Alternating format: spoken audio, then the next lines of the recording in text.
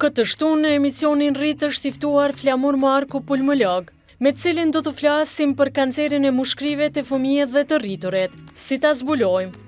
Shqetësimi më i madh i jonë është si mjek në momentin kur pacienti na vjen me koll me premesa të gjakut. Prek moshat më të vjetra, mirë po vit pas viti në praktikën tonë, në përvojën tonë kemi edhe mosha më të reja, sepse rritja e konsumit të duhanit, tash kemi të bëjmë edhe me moshat 40-50 vjeçare, mos ekspozimi në ambientet me duhan, mos konsumimi i duhanit. Në momentet kur ne kemi dyshim të bazuar për një tumor në mushkri, atëherë bëhet biopsia. Biopsia është marrja e materialit, ose ta them kështu bukfalisht marrja një cope nga indi tumoral. Nga përvoja ime personale ka pacient mbi 25 vjeç që jeton vetëm në një mushkri.